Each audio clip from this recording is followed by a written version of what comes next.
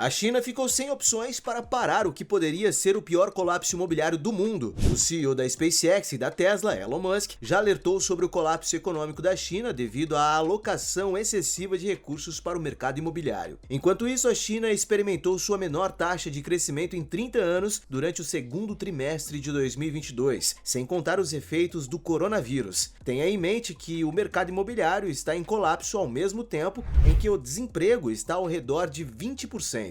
No entanto, os sinais mais alarmantes são aqueles provenientes do setor financeiro chinês e, principalmente, como o colapso imobiliário pode afetá-lo.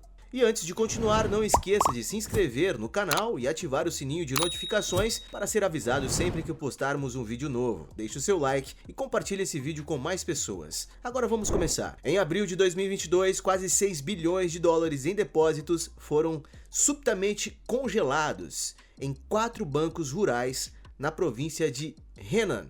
O governo alegou que as operações do banco foram suspensas porque essas instituições teriam aceitado depósitos de moradores de províncias vizinhas por meio de intermediários da web, mas bancos locais na China são proibidos por lei de se envolver em tal atividade. Por outro lado, havia vários indicadores que levaram à suspeita. Não foram apenas os depósitos estrangeiros que foram congelados, mas sim todos. Os esforços do governo para silenciar clientes lesados, que incluíam despachar bandidos para agredi-los fisicamente e, como levou meses, as pessoas ficaram cada vez mais desconfiadas e temorosas com o resultado. Então, de repente, pessoas de todo o país começaram a se perguntar se a crise imobiliária tinha alguma coisa a ver com o fato de que esses bancos tiveram que parar de fazer negócios. Em 12 de julho, as autoridades bancárias começaram a ordenar reembolsos parciais aos clientes impactados, marcando o início da revolução do problema de Henan. No entanto, apesar disso, as incertezas permanecem. O colapso do mercado imobiliário da China poderia causar um desastre financeiro como a grande recessão de 2008? Bem, vamos falar mais sobre isso. Devido ao colapso imobiliário, a incerteza provocou o subsequente declínio nos preços das casas e a subsequente falência de vários desenvolvedores. No meio de julho, um grupo que se autodenomina prometeu parar de pagar suas hipotecas, a menos que o governo garantisse que suas casas seriam construídas. A pesquisa da Bloomberg mostra que no final do mesmo mês, mais de 320 projetos foram impactados pelo boicote. E na China, onde o governo tem tanto poder sobre a população, isso é muita coisa. Primeiro, vamos voltar um pouco a falar do básico.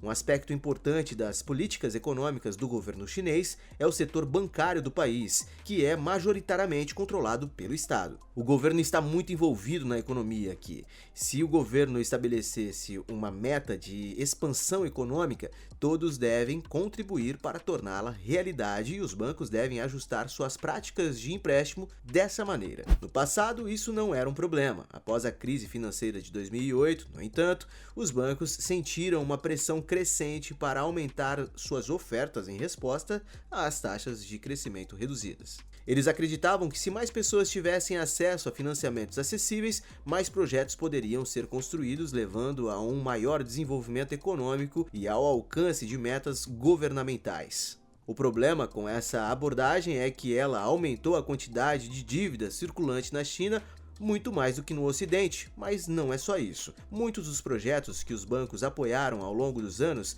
deixaram de ser rentáveis como resultado dessa abordagem. Por que alguém iria querer construir empreendimentos cuja viabilidade está em dívida? Então, essencialmente, pelas mesmas razões que as instituições financeiras concedem empréstimos, o governo estabelece metas que as cidades e empresas de capital aberto devem alcançar. Ao criar infraestruturas desnecessárias, por exemplo, se um projeto não for muito lucrativo, pode não trazer dinheiro suficiente para cobrir os custos dos empréstimos usados para financiá-lo. E para atingir as metas estabelecidas pelo governo, os bancos chineses foram pressionados a aumentar a proporção de empréstimos com risco maior.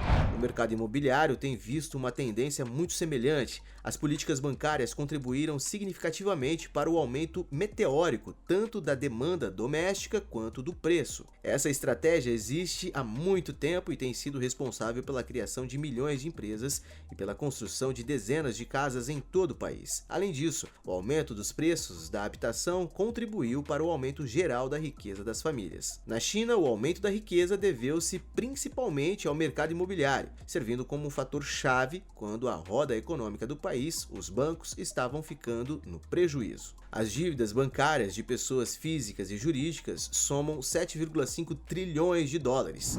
De acordo com a British Consulting Company, mais de 100 milhões de residentes na China estão desocupados e mais de 26 empresas imobiliárias faliram até agora.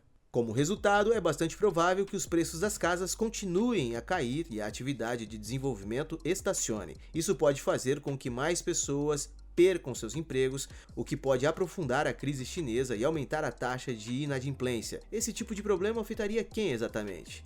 Isso mesmo, o sistema bancário. A crise imobiliária na China pode custar aos bancos do país até 350 bilhões de dólares, segundo a Bloomberg. A Standard & Poor's e o Deutsche Bank previram que entre 6,4% e 7% de todas as hipotecas chinesas podem estar em risco de inadimplência, um cenário em que o efeito dominó pode ser visto em muitas indústrias diferentes. A questão agora é, o que o governo fará diante de tal ameaça? Bem, vamos dar uma olhada. Existe uma enorme infraestrutura financeira na China, grande demais para o Estado vir rapidamente em seu socorro, talvez. Mais de 30 trilhões de dólares foram emprestados por um sistema bancário da China no final de julho, então você pode ter uma noção da escala do que estamos falando. Aproximadamente é equivalente a 175% do PIB.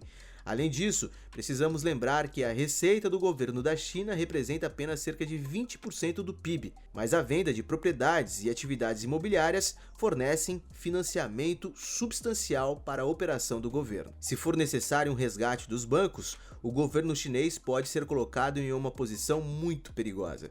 Assim, Pequim deixou bem claro que evitar um desastre financeiro é sua principal prioridade. Tudo deve ser feito para evitar um colapso completo, e para conseguir isso, eles terão que executar o que equivale a uma falha controlada e um setor atormentado por muitos outros problemas. Os líderes chineses estão tomando medidas drásticas, incluindo o afrouxamento das regulamentações e o aumento dos gastos, para evitar que a situação piore. De um lado, estão baixando as taxas de juros e captando recursos para as empresas, principalmente as incorporadoras. O objetivo é dar estabilidade ao mercado para que os bancos reduzam suas exposições e ativos de risco e aumentem os gastos em outras áreas. Além disso, o governo solicitou que grandes corporações de capital aberto aumentem seu número de funcionários.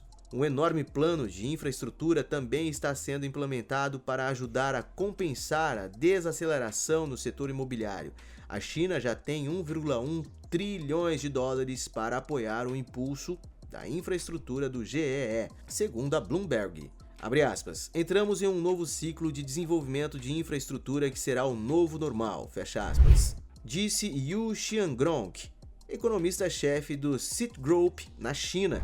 E se isso não bastasse, o governo poderia investir e adquirir a propriedade imobiliária mais problemática dos bancos, se necessário. Uma fonte afirma que a China está planejando um fundo imobiliário de até 44 bilhões de dólares para ajudar o mercado em dificuldade, segundo a Reuters. Existem várias áreas em que a China se destaca, incluindo o fato de abrigar alguns dos maiores fundos soberanos e de pensão do mundo, um conjunto de dinheiro que pode ser usado para tentar estabilizar a situação comprando ativos imobiliários. Mas por que estamos discutindo o mercado imobiliário em um sistema monetário grande demais para o Estado administrar? Estamos em um novo modo de crise?